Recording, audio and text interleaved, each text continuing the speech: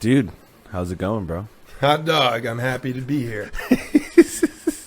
Okay, well, what's up, guys? Welcome to Help I'm High, Can't Get Down, episode 5. We got Alexander Tims. I tried to open a jar of pickles the other day. Your cadence is good, but It's not quite the voice.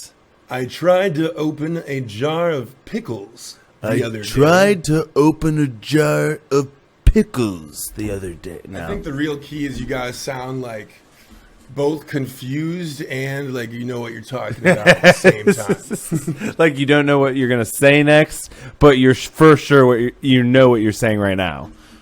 No, it's like a lot of times I know what I'm saying, like out loud. I have it planned. I always plan it out in my head. But I missed where... Crap, what were we talking about? I can't get down. What's the name of this podcast again? You said you plan out what you're going to say. Yeah. And then you're going to continue, and then you're like, what were we talking about? No, exactly. That's the key. It's like you always got... That was the bit. Boom! I got fucked up. Damn. This is what I'm talking about. This guy's a fucking genius. A writer. I'm just fucking retarded, so I don't know. Yeah, no worries. Another key philosophy of Tim's is game face. You know, like even when you have no idea what you're talking about, game face. The one that you're doing right now? Yeah, definitely. That one, yeah. I probably have it all the time. You do. I have resting bitch face. Is that what it is? A little bit. It does you do with the hat kind of look like a director that's always kind of just like upset at the scene that's happening. You're just like... I've gotten paper boy. I've gotten Eastern European fellow. I put my pea coat on. I'm like an extra from various crime movies. From a distance, it always kind of looks like I'm lurking. You know, I don't know if it's my posture. Your hands in your pocket, maybe. Yeah, that's probably it. I do that pretty often. You always are just like this, and you're standing straight up, just... Huh? Why haven't you told me sooner, Dan? I mean, I didn't think it was a problem. Right, cool. I mean, you're my friend, so it's like when I see you, I'm like, I don't think you're lurking on me. Like, a little bit of a problem. Because, like, often I'll be walking down, like, High Street or something, like a busy street. My goal is just to get to my car, and you walk by 4 or 5. Like, they're not even that hot of babes. But, like, you pull out your phone and pretend to look at your phone. You stare at the ground. Like, if you make eye contact with one of them and then watch them all become alarmed. Dude, that's so true, though. And I just panic more and more. So, like, I start counting my steps in intervals of 8. This is the type of problems that men face that we don't talk about in open doors. You know what I mean? On that subject, there's like a thing going on in Columbus where if a lady or a gal, I guess anyone really, feels threatened, they'll announce out loud, they'll yell out loud to the closest female they could find. Like, I've seen on the street, it's happened to me twice. They'll say, "Hey, I'm going to the grocery store. I plan on being back at 5 o'clock. If anything happens to me, call the police." They're just so outright about it. Like this chick who was just leaving her apartment, I'm walking to the Shrunken Head, like she's yelling at someone who's like getting in their car, and like they clearly don't know each other. No. But like the woman like nodded as if she understood, like, oh, this guy lurking here, clearly a threat. And you like literally live right next door. Well, my actual next door neighbors are they're so awkward. They're like scared of me, you know? Why are they scared of you? I stay up too late some nights. I make a lot of noise. I listen to really weird music. Oh God damn it! Like I'm just like I walk around naked too often in my apartment, and I didn't realize your windows. How, like a giant open window. My curtains don't cover it all. Like one day, I finally went in someone else's apartment and like looked up at my window, like, oh my God, I'm just completely visible. Why did you go to this other person's apartment? I just had the mail rooms on the other side of the building. This is a true story. I even texted Def. Like, I was on my laptop, and it was like positioned laying on my bed, so it kind of looked like I was staring out my window. And I hear this voice coming down from the corner of the courtyard of my building, just some dude yelling, "Hey, is this what you're looking for? Huh? You like what you see?" And it's just a dude completely naked, like shaking his junk and, you know, 2 bits and tackle about. And he's like angry flashing too. He's like, "Go fuck yourself. Go back to your porn." It's like, I wasn't even watching porn right now, man. And so like I turned my lights on, like all of them, and got dressed. Walked down to the courtyard, got right underneath his window, like, "Yo, is this the right window of the guy that yelled at me?" I can't keep track now that I'm down here. You did not do this. I did this. I texted it all to Ty Moore and Def Goldblum that moment. When did it happen? I can check the date. That seems unprofessional. Look at my But phone. no. When like, just spitball. Probably November-ish. Dude, what? Dude. Okay, the story continues. So I'm down there yelling, like, "Hey, I know you can hear me. I know I'm not crazy. And I was not creeping on your window. I know it might look that way," especially since I was like looking up. I was like, "Shit, why did I put my bed right in front of the fucking giant window?" Yeah. But then a chick, like the neighboring window, pops her head out. She's just like, "Oh, what's going on here?" Like, I swear I wasn't creeping on anyone. Was there a naked guy yelling at me from your apartment? Was that your apartment? And she's like, "No, that's not. I heard someone yell, but that wasn't me. I'll be right down though." And then she came down and like we talked for a good amount of minutes. She told me her room number and she said if I ever need anything, let her know. And it was like 8-minute marker. I hadn't done anything weird or awkward yet. She was like, "I need to leave. You know, quit while I'm ahead." I was pretty happy. You know, those smiles you can't hide. I walked back to my apartment. And then I just hear from the actual apartment that flashed me, just, "Pussy!" It's like, dude, I fucking yelled at your window and you wait for me to go back. Who's the real pussy, though? Them. Yeah, because you walked up to the window and they didn't come and greet you. I don't know. You know what I mean? They waited for you to walk away to say something. You know who really had balls was the chick that came down and talked to me. Yeah. So trying to remember her name. If I check the text message to Def, I would have her name. So is she like cool with you? You guys are cool still? No. That was the first time I ever interacted with her, and it was like 1:30 in the morning. She was like, "This is my room number. Come by if you ever need anything." So I came by at 10 o'clock. I came by at 10 o'clock, like a week later, 10 p.m. because I'm a night owl. I had like 2 different frappe coffees because I don't know what flavor she likes. I don't fucking know her. I was like, "Hey, here's coffees. Sorry for waking you up that other night. Do you want to talk about, I don't know, anything?" And then it was like really awkward. It was like she almost forgot that she invited me over. Or maybe I misread everything. Maybe I'm a creep. Yeah.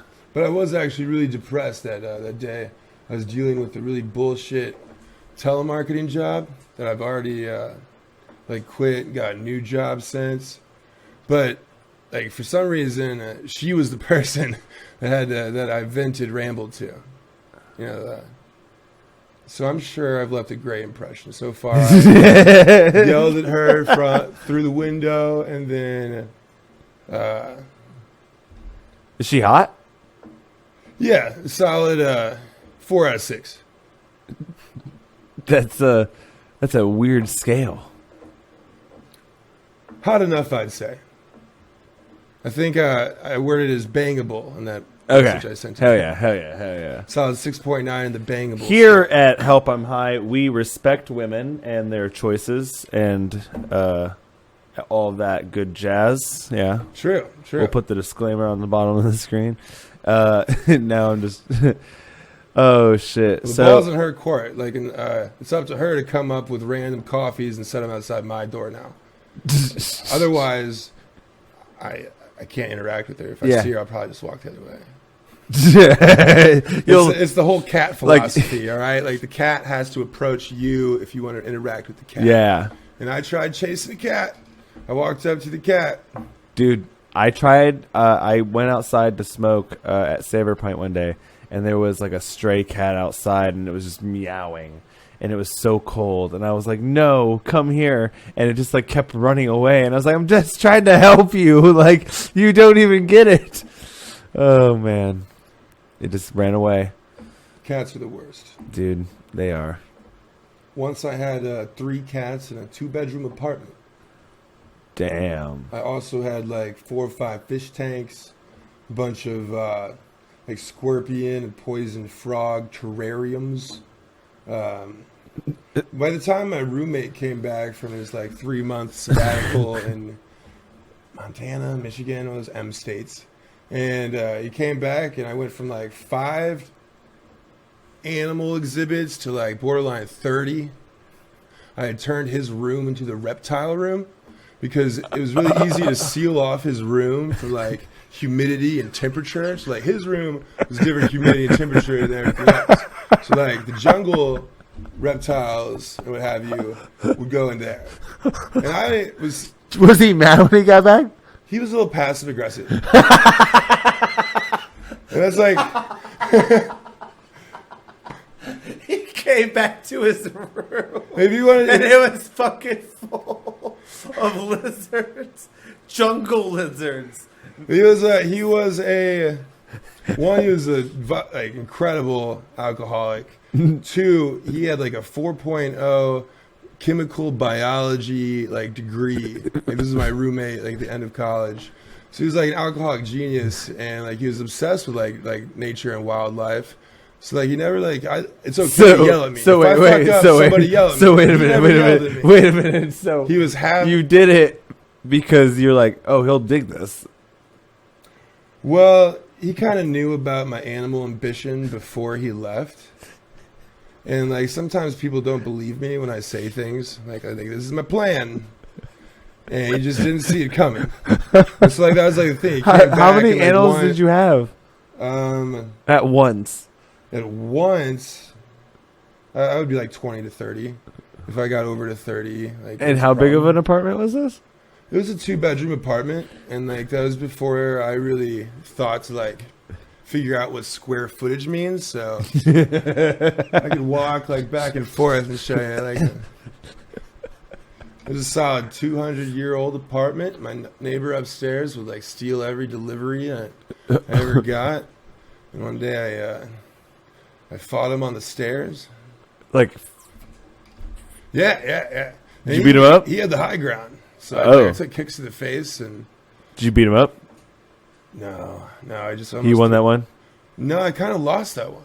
True talk. Like he had more friends with him. And then I had to call my friends. Like I'm too drunk to move my car. I need you to come move my car. I was terrified they were gonna come like fuck up my car. That's like the issue being a big guy is you always take on like. A lot more guys. Yeah, you know, like it's never just a fair fight. Like if someone agrees to it, they either know something I don't, or like it's actually 3 versus 1. Or back to the animals. Shit. Yeah, he came back and he was interested, but that was like that's what started the schism in our broship. Is you filling his room with lizards? Yeah, because it like took time. Like the whole, it was a revolving door. Like I was fostering animals, and you're not allowed to sell like exotic reptiles and specifically like this, but you're allowed to rehome them.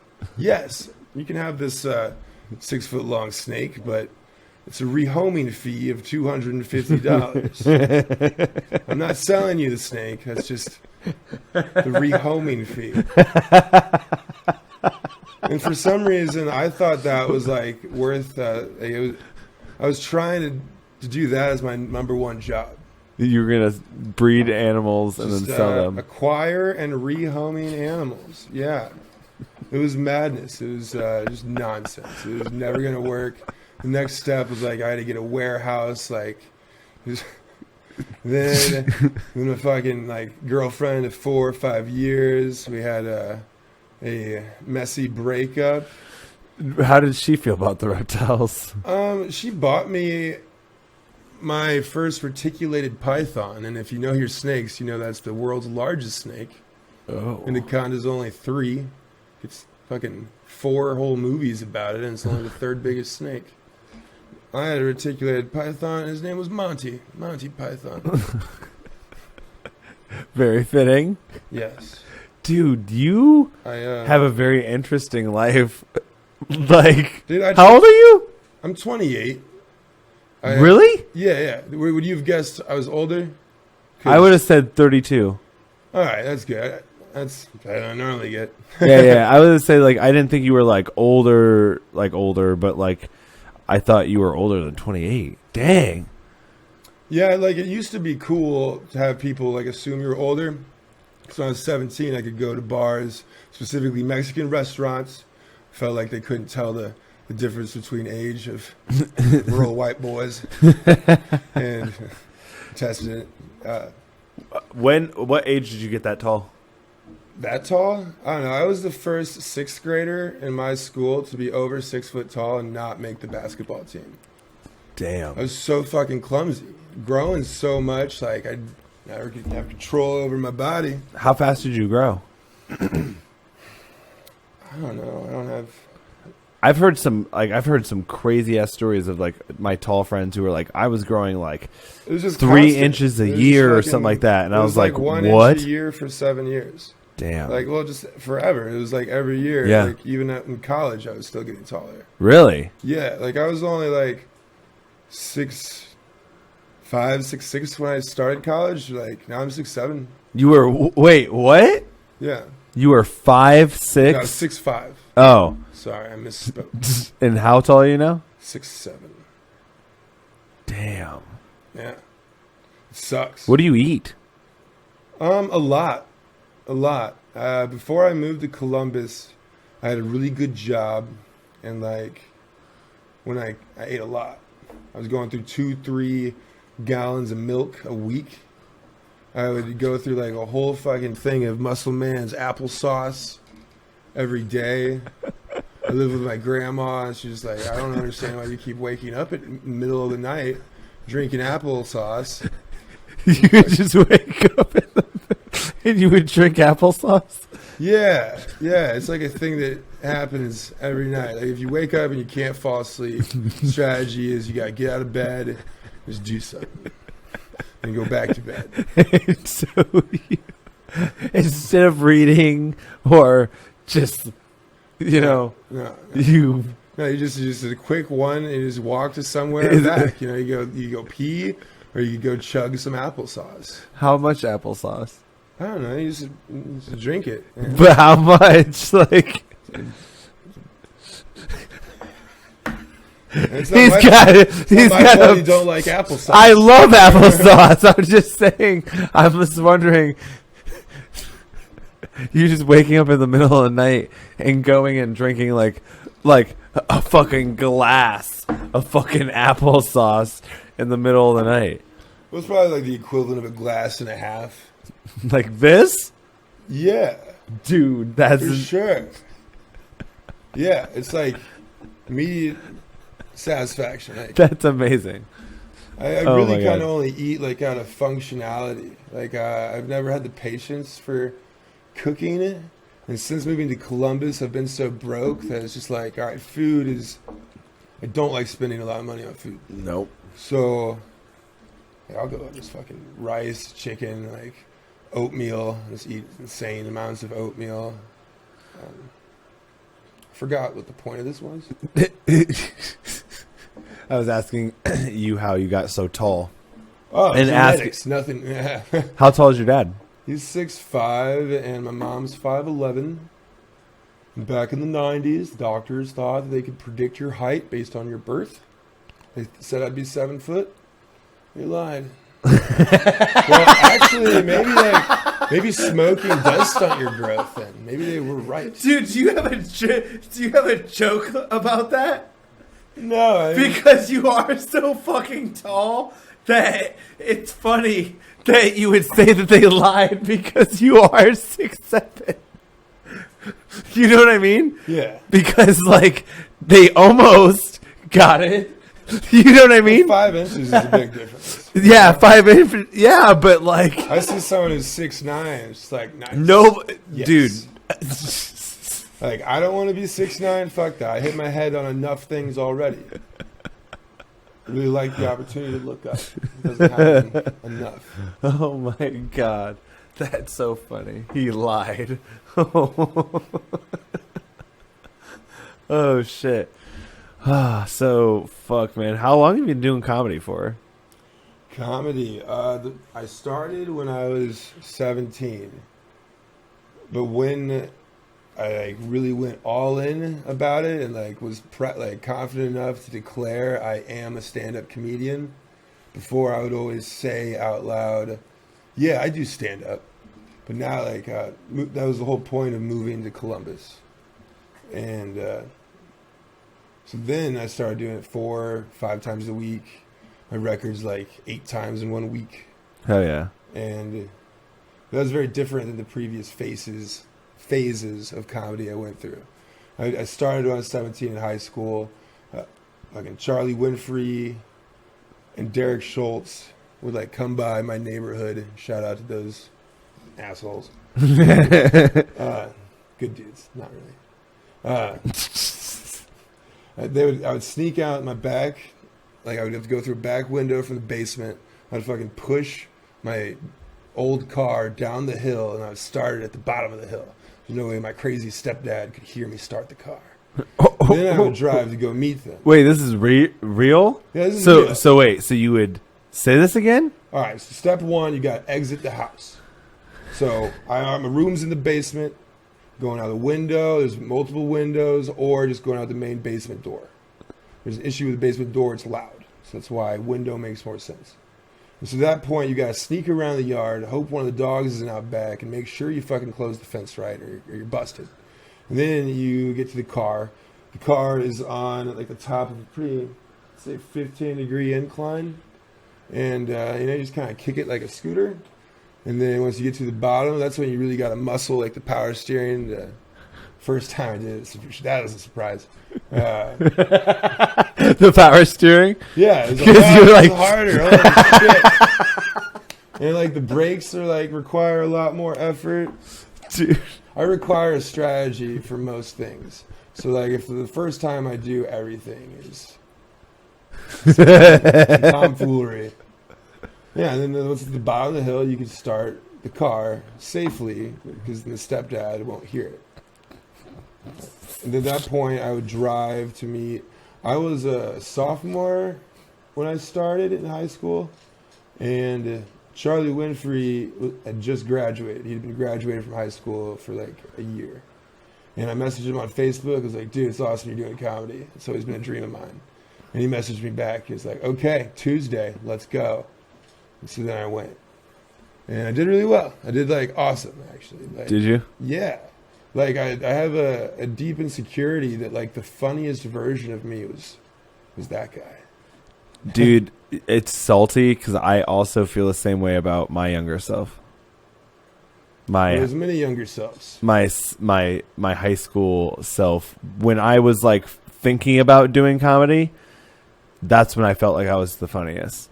But then I like waited so long to actually do it because I started doing like acting, I started doing other stuff, and then when I finally got to comedy, it was like after Trump had already become president and like everything was falling apart already. So I was like, I don't even get to learn. And now everything I say is wrong. Like back then it was like, you know what I mean? Like in high school, there's a lot to unpack there. You know what I mean? Said. Am I allowed to run off and get some water? Yes, you can do whatever you want, dude. Dude. Boom, boom. Break. You want to stop recording? No, we can cut it. Okay. Stand still. Don't move. We're back. That's how that works. Nice. Hell yeah. All right, so comedy stuff. Like the reason I started is my mom was my own middle school principal. She was very well connected with the whole education system in a very small town. Where'd you grow up? Warrenton, Missouri. Wharton, Missouri. Wharton. It's spelled Warrenton, but if you're good enough, you can break that down into 2 syllables. Wharton. I don't want to get too off topic, though. I started mainly so I could drink, because I was 17. And once you were a comedian, it was like, oh, you're not, they weren't asking my age anymore. Like, oh, you're a comedian, half-price drinks. Because, I couldn't brag or tell anyone, too many people about it whatsoever. Because, I was worried my mom would find out. Dang. Yeah. And I'd always treated it like a hobby. And then whenever I went off to college, I was a football player. And for the who? For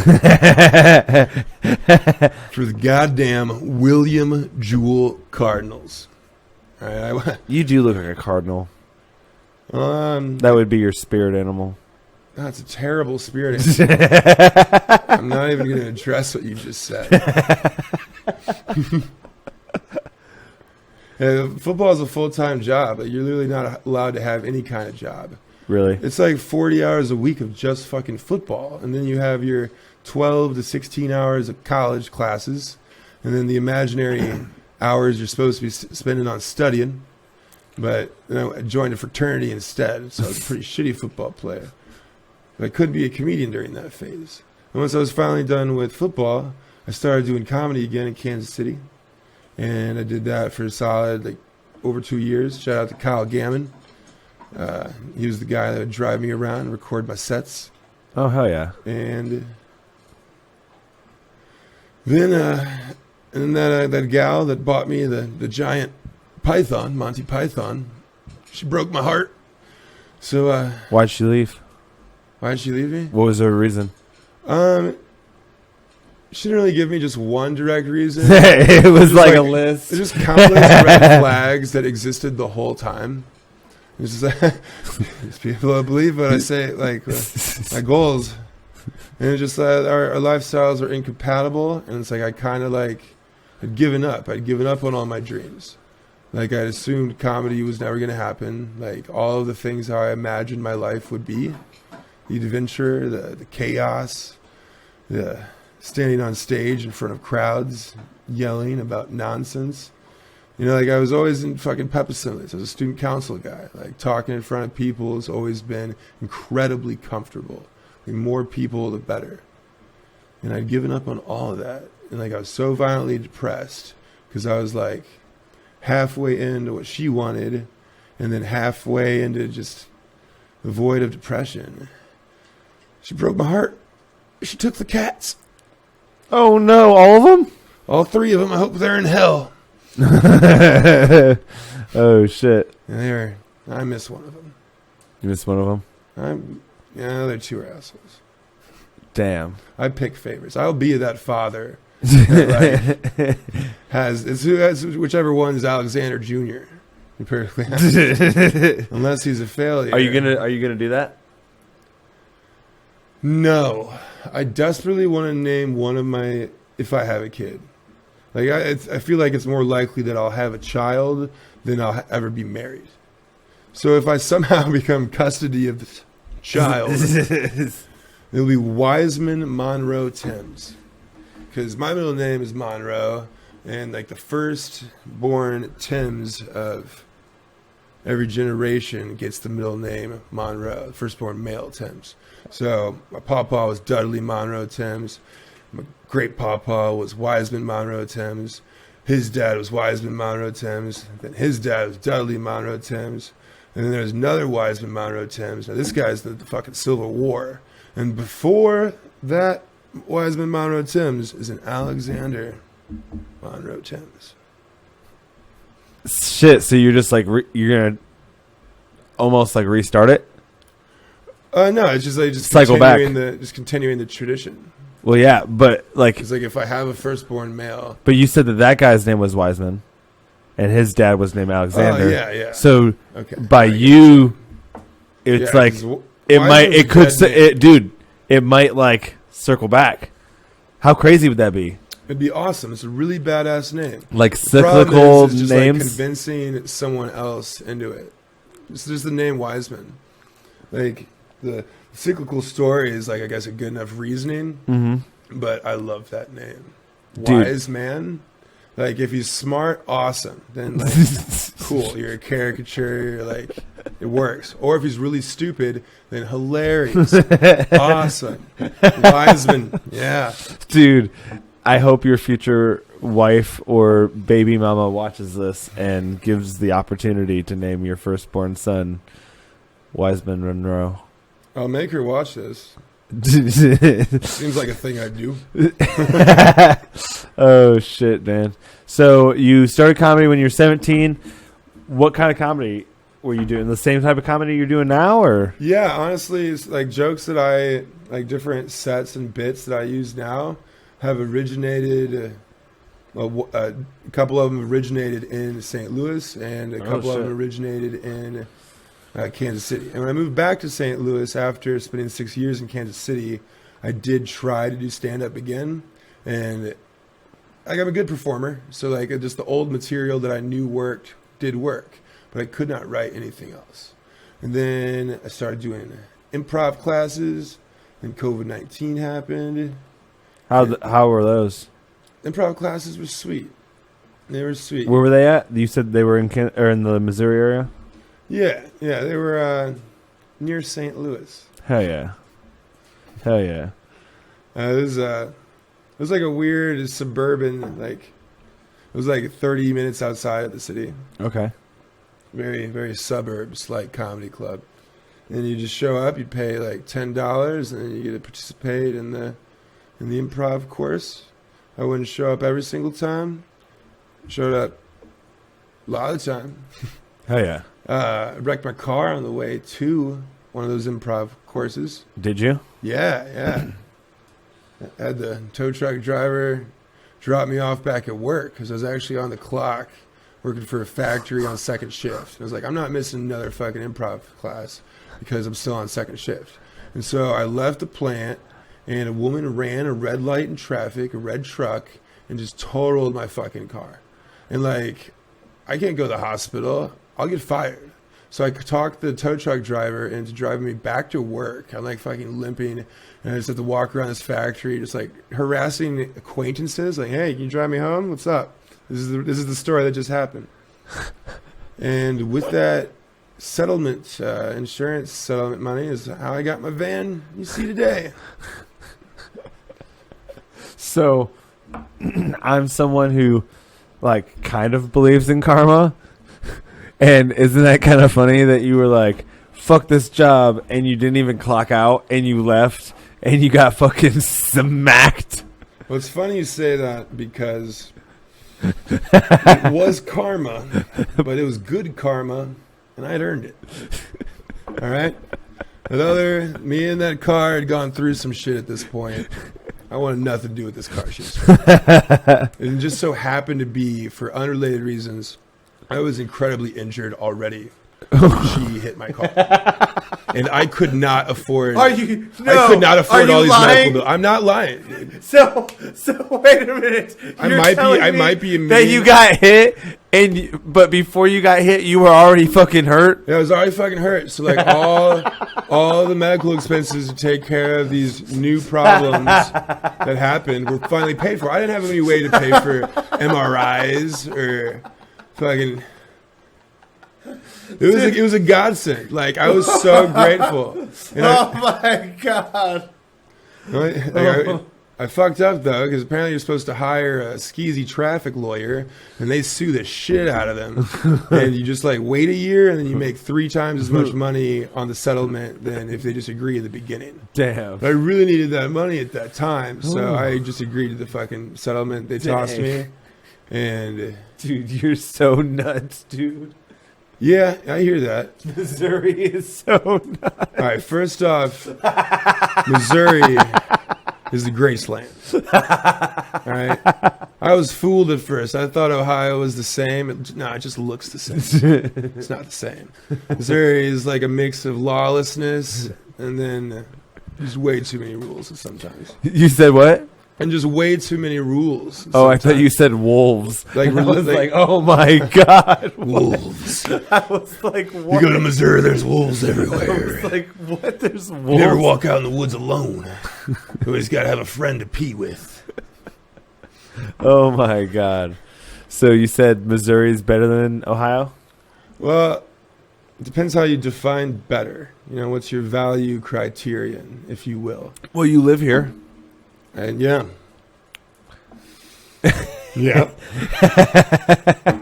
Deep down, I like Missouri more. I think Kansas City was right up my alley. I don't know. I like all the cities that I could drive to in theory. Like I really haven't visited a lot of Ohio. I haven't seen a lot of the East Coast. So that's a cool thing about being in Ohio now. Because before, it's this fucking 7-hour drive to get to see my grandma on Christmas. Yeah. Which I'm very excited for.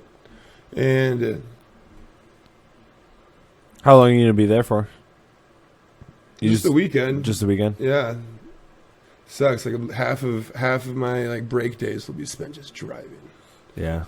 Leaving on a Thursday, Friday, Saturday's Christmas apparently, and Sunday I'll get to drive back. Hell yeah, dude. I know. I like the adventure that I'm on. I don't think it has anything to do with the fact that I'm in Columbus or I'm in Ohio. Yeah. Like, I try to tell myself, I don't know if it's true, that I will be not happy, but successful in my goals wherever I would have gone. Maybe Columbus is easier. Like, Columbus is affordable. With comedies, like entering any comedy scene, like as like an amateur, like a rookie when no one knows you, is always awkward. Yeah. There's always like a trial of just not really fitting in, and just. But it just helps that you're fucking hilarious. That does help. Thank you. I know it, dude. It's just so funny to me because I just remember when we went to Cincinnati and fucking your potato head bit, dude. Just fucking.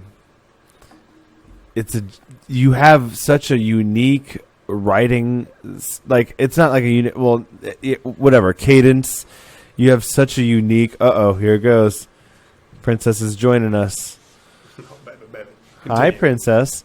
But like you have such a unique writing style and like cadence and your voice, like all just tied together makes it all just makes it so fucking entertaining. Thank you. Thank you. I've always been good at saying words.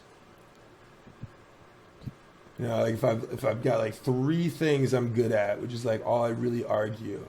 Saying things out loud is one of them. Moving things, and I'm forgetting the third.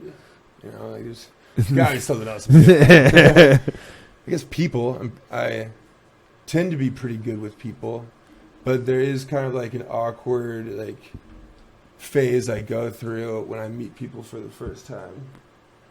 I feel like a lot of people either immediately like on board, ready to give me a chance, like, okay, what? Or people just immediately like, what? That, and then dismiss. Yeah. And I feel that. Yeah, like it happens every time I move and join a different scene. I call it like it's the high school process. Freshman year, like just like what happened here in Columbus, like I was way too eager and friendly. I needed fucking friends. I needed it. No one wanted to be my friend. He's literally explaining my life story right now. Not even you wanted to be my friend at first. I feel like here's my problem. Well, I have like a big standard of what it means to be a friend. Yeah. That doesn't mean just being workable or like friendly in public. No, yeah. I feel like I am quick to friend people, and it's caused a lot of issues. But I know that like when I first started comedy, one of the things that I was told. And it's like not like, and it wasn't like him like trying to discourage me from being like positive or anything. He was just being like, "Yo, dude, listen." Like this is how I'm gonna explain it to you. So many people come into the comedy scene, they'll do it for like a month, maybe 2, and then we never see them again. Yeah. So why am I going to spend the time to learn who you are and like talk to you? Other than being like friendly, you know what I mean, just in person, why would I spend the time if I don't know if you're even going to stick around? Yeah, I realized that in the moment. Yeah, And a couple people in the scene even like pulled me aside and like told me that was the case. Yeah. Like, don't even try and interact with that guy until you've been here for 3 months. Yeah, because I tried to go and like talk to Yale when he first started, because he would just like come and hang out, and like he would go up and stuff like that every once in a while. But like I like tried to talk to him, he was just like, not that he was like, you know, like get the fuck away from me. He was just like, you know what I mean, just like not about it. You could definitely tell he was like, yeah. Yale either seems or entirely is incredibly standoffish. Yeah. Fucking hard to approach. I like Yale. He's super fucking hilarious. Dude. Yeah. He was a long-term target. I still haven't conquered that friendship yet. So we talked about this earlier. You said that because we talked about this with some people last night on the patio, but you said today that you have targets for friends. It's a thing I've always done, you know, like friends are important. Like in my head, like I look at life almost like as a fucking anime character, all right? What's the most important thing to Ash Ketchum when he goes off? It's not like being the best, kind of is, but he's just out there to make friends, all right? It's all about having friends. Pikachu, it's his friend, all right? You mean it's Misty and Brock, and it's like, fuck whatever families you had before your adventure started. Like, friends become a stronger family, like, especially if you're on parallel journeys with the same goal, like you're trying to conquer the same mountain. Yeah. Like I've always had like a tight squad that I could rely and depend on. And you want to know something? I've never had that, and that's why I am so happy that like been chosen. Yeah, I'm fucking hyped, because like the one thing that I have noticed with fucking people who become very successful, and this is something that you kind of alluded to, people who are very successful always have a small little entourage of people. You know what I mean? It's like not saying that they are there like doing the exact same thing that they're doing, but they always have like a coach, or they have 2 hype men, or they have, you know, other comedians with them that are also trying to like, you know, accomplish the same goal. And then they build up on each other, and then they all fucking blow up, and they all just like, you know, now together they are, you know, unstoppable. But like I've never I feel like that's like it's like a crew, you know? Yeah. An entourage is different in the sense like there's not it's not for the best of the other person. Oh, okay. It's for a utility. Okay. That's the whole reason the relationship exists. So he's a parasite, is what he's saying. Not necessarily. The entourage is eventually I love one. Like I need someone to drive my car for me. I'm a terrible driver. I need a secretary. I'm never going to keep track of things. Like eventually I'll be successful enough that I do have this entourage, but the crew is different. Yeah. Like you are That's like the next step. You're the average of the 5 people you spend the most amount of time with. Yeah. So it's like when I meet someone or see someone that is like a shining exhibition of like a certain trait, quality, or character, it's like that's a positive influence. Dude, that's someone. That's why I started hanging out with you, because you're funny and I'm not. So I'm hoping if I hang out with you a little bit, then I'll fucking get a little rub off on me, and I'll be like, oh, nice. Because we all have our moments. Yeah. Yeah, I've seen you be both not funny and it can be darn funny. Yeah, sometimes.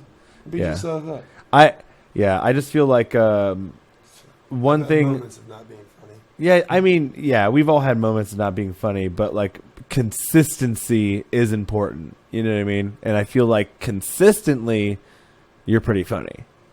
Well, thank you. I try very hard. Yeah. I feel like once I finally get a hang of like the whole like writing situation, like, you know what I mean? I just feel like that's always been my weakest subject. Growing up, I was always super strong in like math, science, history, but reading and writing were always my weakest. Reading and writing was what I was all about. Like by the time I graduated high school, I had like 14 fucking English credits. Oh, really? Yeah, for no reason. I love nonsense. I'm really good at making up stories. Damn. Like, I'm horrible at telling stories. Like, I don't know how to structure it. math Like, is so cold. There's no love in math. that's probably why everyone hates me. They're like, there's no empathy in your jokes. They're just, you know, yeah. And not all jokes should have empathy. Like, I don't have empathy in my jokes because my jokes are rooted in nonsense. Yeah. At least that's my goal. I like animal content and just raw nonsense. You like animals a lot? Love them. All right. I'm going to show you something really quick. Is it your dog? No. Nice. I've seen that shirt before. It's not where I thought that was going. I thought it was going to get weird. I was going to pull it off and I was just going to have a cat costume on. Just like. I was practicing. I don't want to. There you are. My friend Andy. Fucking shout out. For those just listening in. Yeah. This is a shark puking a rainbow. Not just any shark, a great white shark. It looks like we have some sort of ginger cowboy. The cat is a cowboy on top of the shark. Fun fact about ginger cats, if it's ginger, 3/4 percentage likelihood it's going to be a dude. 75% chance that cat is a male just based on its color. So I'm going to assume that's it. You are easily probably the best at just like transitioning shit on this podcast so far. Thank You you. literally described my shirt, had a fucking fact about ginger cats Yeah. right afterwards. Well, deep down, I was worried about like what anyone watching this is gonna think when you started taking off your hoodie. She's like, I really gotta save this, you know. I swear, at least like 2 friends from different chapters of my life, at least 2 of them are gonna watch this podcast. Oh shit. Dude, I a lot more people are going to watch this podcast, by the way. Just letting you know, more than those 2 friends. Oh, that's fair. That's fair. Dude, I'm not intimidated Steve Hinkle, by people I don't know. Steve Like, Hinkle strangers are has, fun. I think, the most listened to episode so far. How many people listen? I mean, with video views and listens, I think he has like total probably like almost like 80, You wanna come up? 80 or 90 maybe. I can beat that. Yeah, you could beat that easy. Dude, I for one of my final classes to graduate my college, William Jewell College, Kansas City, Would you graduate in? business administration and political science. What was it in that order, or was it? What did you major in? Did you double major? Business administration and Oh, okay. political science is a separate degree. Okay, so it wasn't like a minor or whatever. Because people do that, right? Where you get like you like have like a main thing and then you have like a small thing. Yeah. But these were I like just dual majored. Okay. That's a thing too. Okay. So, but that is a thing too, where you can like do like major and minor, and something. Yeah. Okay. Yeah. All right. But you didn't do that. You No. double majored. Yeah, and 2 things that just it's fucking nonsense, dude. Yo. I mean, business administration, like especially now, like I've had so many shitty jobs since graduating college.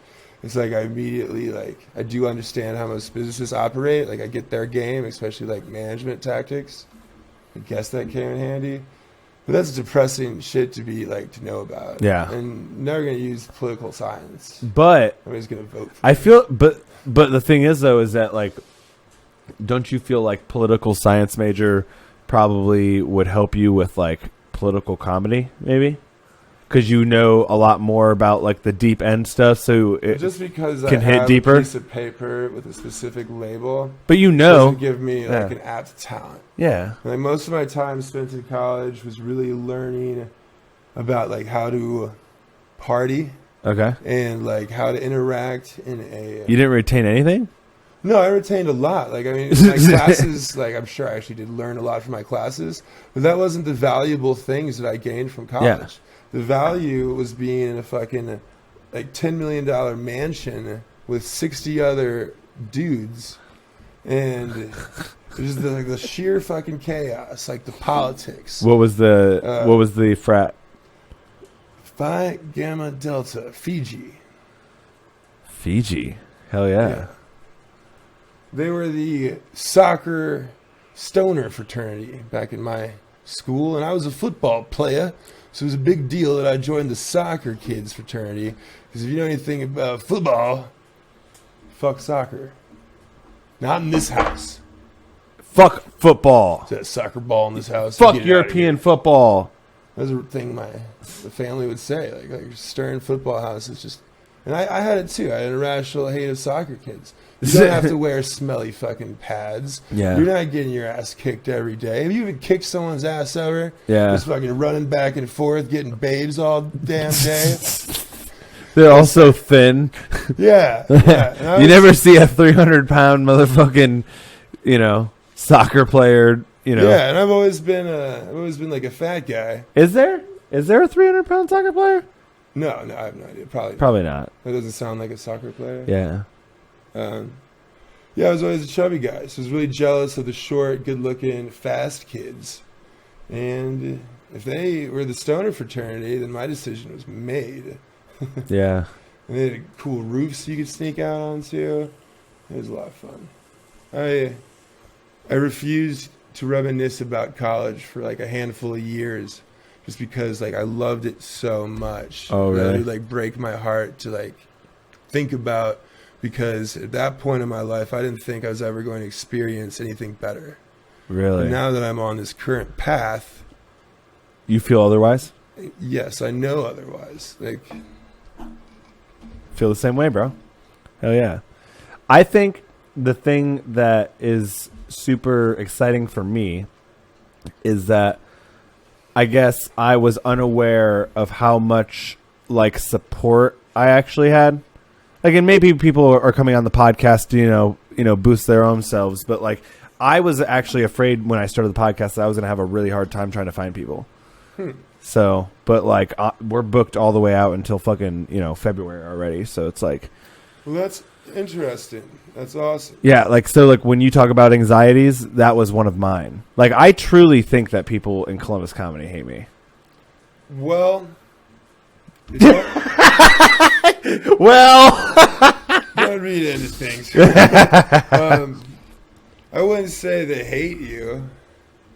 It's just they don't understand you. Yeah, there's tons of shades of gray. Like just because they don't love you doesn't mean they necessarily hate you. Yeah. And like sometimes, like I guess there's a handful of people that definitely wouldn't. I say if they talk about you, it wouldn't be positive. Yeah. But it doesn't mean they hate you. Yeah. Yeah. I don't really hate anybody either. So that's like the thing that's like, I'm just trying to figure out how to take my style, and actually make it to where I can still hit how I want it, but make it actually funny. You know what I mean? Because I just what you mean. I just don't want people to look at me and say, I want people to look at me the same way they look at, not all the time, like Louis C.K. though, or like, someone like Daniel Tosh or fucking, Dave Chappelle, where it's like, you can say these outrageous things, but that when they come off the stage, they don't mean, I like, who's your favorite comedian? Probably Anthony Jeselnik. Ooh. Like he is fucking tactful, deliberate, and he's dark as shit. He's super dark, and I'm not necessarily that dark. Like, yeah, you're not. You're very silly. I'm very silly. And I go to the extreme. Like I think dark things are funny. Like I write some dark material, but I do genuinely go for the positive in things. I want to bring people up. Yeah. Like you said, you want to do comedy so you can say the most outrageous things and not have people think about it later. Yeah. I want to say outrageous things and literally change the way people think about the things I'm talking about. Yeah. Well, I mean, I want that too, but I want it to not be in like a way. I don't want the message that I'm saying on stage to be taken like, literal, where it's like, oh, he hates, Asians because he's making an invisible Asian joke. Or if it's taken literal, then you don't hate Asians. Then if it's taken literal, then you have a fear of anyone. Yeah. With the power of invisibility. Yeah, the power of invisibility. I mean, that's just kind of my style of humor. Yeah. Is that I am both kind of always joking and meaning what I'm saying at the same time.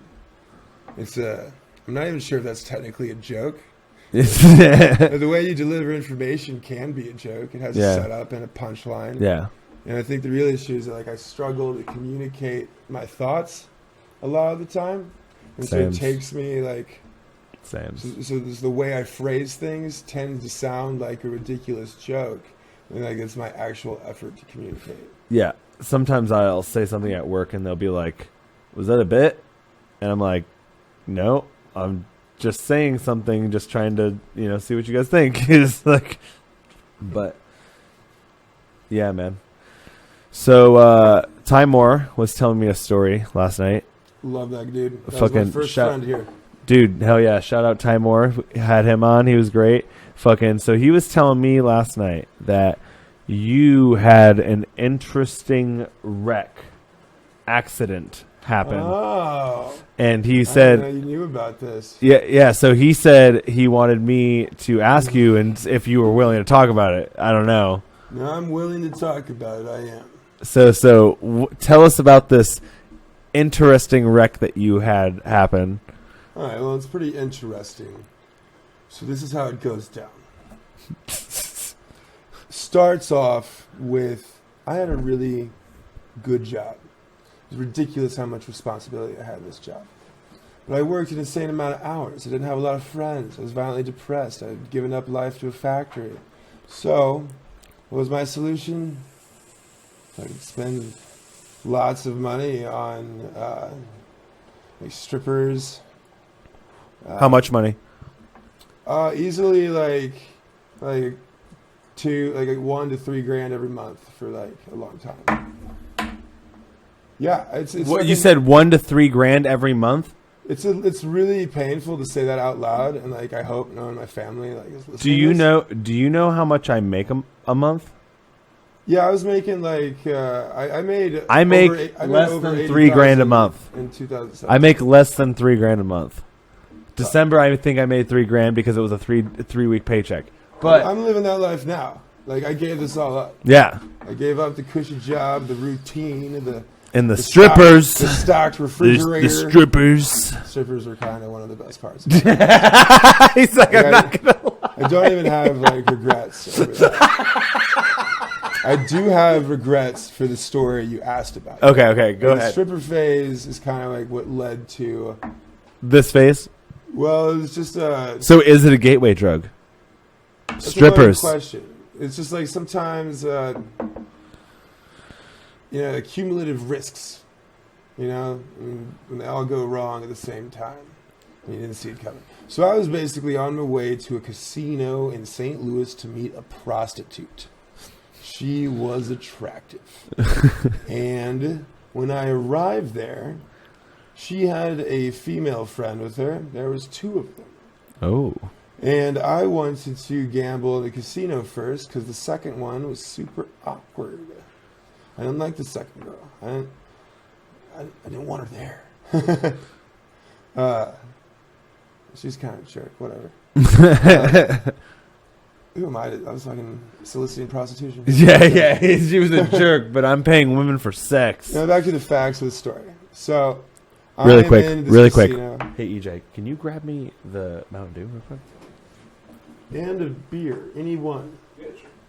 Dealer's choice. Okay, so I'm in the casino. Prostitutes know I'm there, and later on, when I had gone over the casino footage with the detectives, the St. Louis detectives, is when I was chosen as a target. Okay, I'm assuming that. So wait, say this again. Repeat that. Yes. So I was on the casino floor. Go ahead. You're good. I had plans to interact, if you will, with these 2 whores, if that is their job title.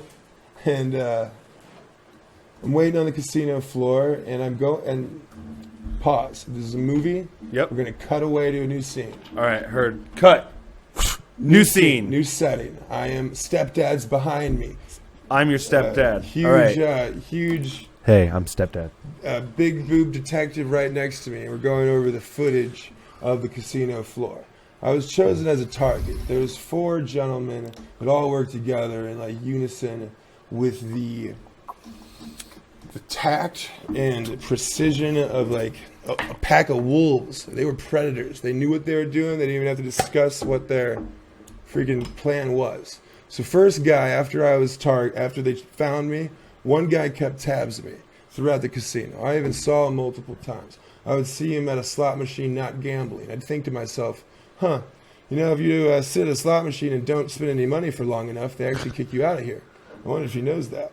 No, he was just stalking me. He was watching me the whole time. He's keeping tabs on me. No wonder I saw him so many times.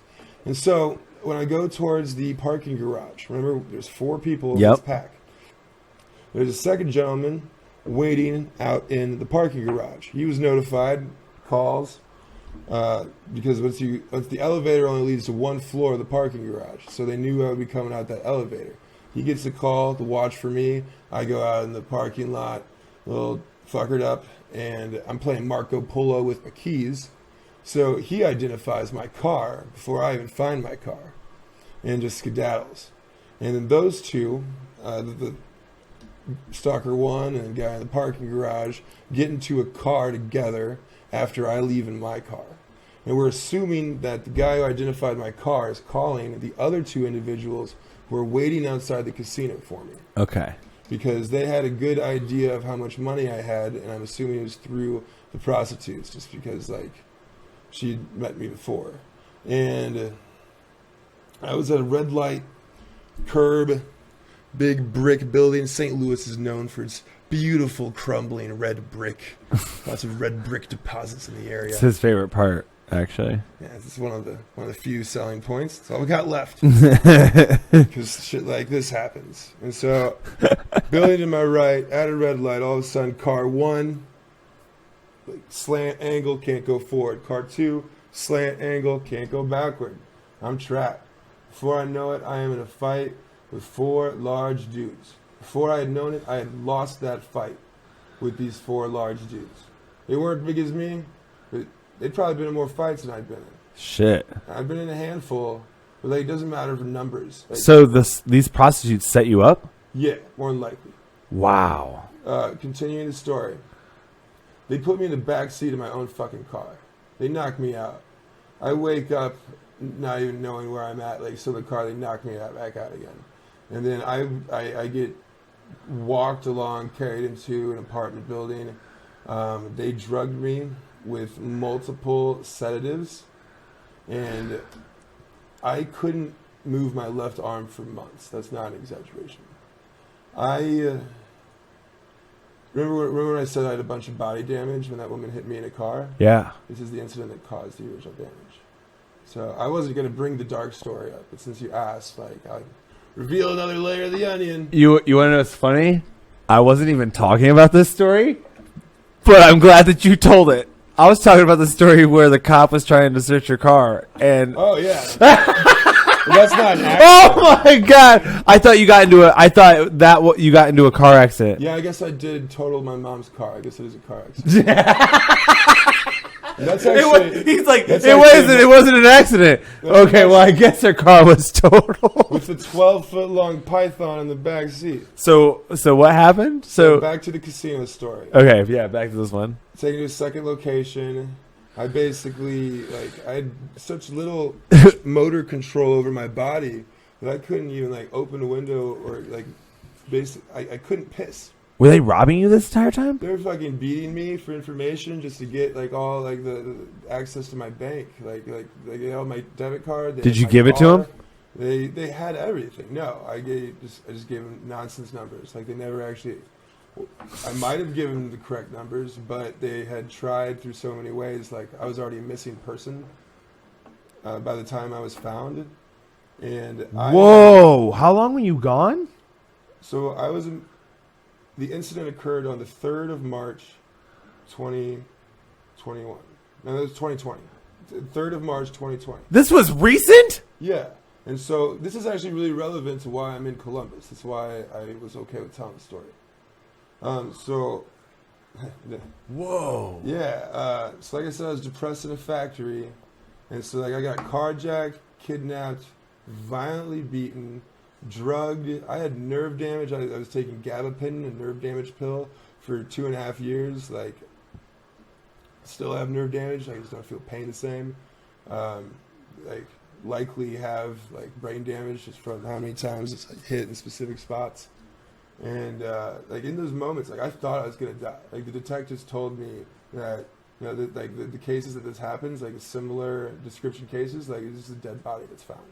Like you're really lucky. And they just weren't watching me for one of the moments where I woke up and was able to just fucking like drunkenly, barely controlling my body.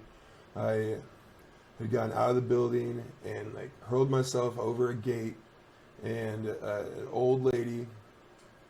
And this is not a good area of St. Louis, by the way. And like an old lady like sees me bleeding, moaning outside of her gate. So she calls the cops on me. Like, there's a deranged homeless guy crawling around my yard. And like I didn't have my glasses. They stole my glasses. They stole everything that I had, like the car and everything in it, including my glasses, my wallet, like all of it. So I couldn't see. I'm like incredibly blind without the glasses. But I could recognize that fucking spotlight. And the two cops like came up, like they walked me to the ambulance, like, and like their quick response, like as far as I'm concerned, like they saved my life. Like I wasn't found by the people who grabbed me, like the cops found me.